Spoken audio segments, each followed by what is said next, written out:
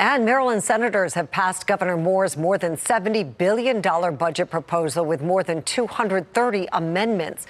The Senate largely aligned with the governor's plan, but scaled back some proposed cuts to state programs. House Republicans, however, argue the proposal is full of only short-term solutions to Maryland's financial situations.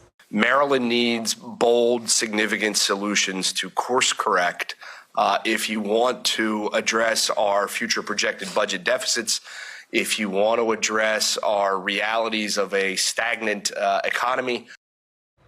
The budget now moves to the House Appropriations Committee. If approved, it will go to the House floor for debate and vote, and then to the governor's desk for his signature. Now, one of the amendments to the budget passed by the Senate threatens to withhold funding from local law enforcement agencies who failed to abide by a recently enacted law. That's right. That law bars formal agreements with immigration and customs enforcement. Through the amendment, a local agency would only be allowed to receive allotted funds when the governor's Office of Crime Prevention and Policy determines it is compliant in ending formal 287G agreements. Joining us now to discuss that amendment and the budget at large is Republican Delegate Matt Morgan. Delegate Morgan, thank you for joining us. Hey, thank you for having me. Absolutely. What was your initial reaction to the news of this amendment being included? I thought it was absolutely hypocritical. We've seen Annapolis Democrats, including Governor Moore and Attorney General Anthony Brown, sue the Trump administration many times this year, from transportation to this same issue of holding dollars back. That was deemed to be unconstitutional. And now it looks like the state is doing the exact same thing to counties. And this affects counties in your listening areas like Frederick and Carroll and Hartford, and even my own county in St. Mary's has $124 million of public safety money at risk.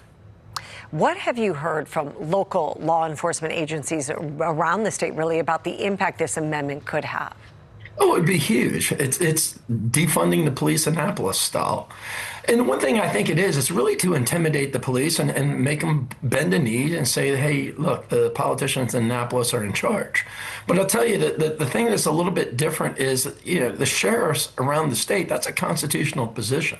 And unlike a police chief, a sheriff is locally elected and is accountable to the voters. It's a constitutional position. So I think these sheriffs, if they choose to file a legal grievance against the state, I think they would be in good standing. It would be a heck of a lawsuit.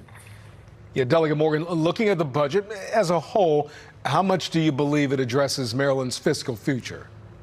I don't believe it addresses it at all. I mean, Governor Moore makes complaints all the time. He says he inherits a structural deficit when he turned over from Governor Hogan. What he inherited was a $5 billion surplus. Now the surplus is gone, but next year we face a $3 billion structural deficit. The governor has not come out and said what he plans to do to eliminate that.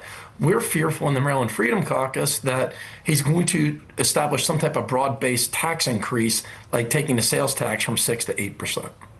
All right, we'll keep our eye on it, of course. And Delegate Morgan, thank you for your insight on all of this today. We appreciate it. Thank you. Thank you, guys.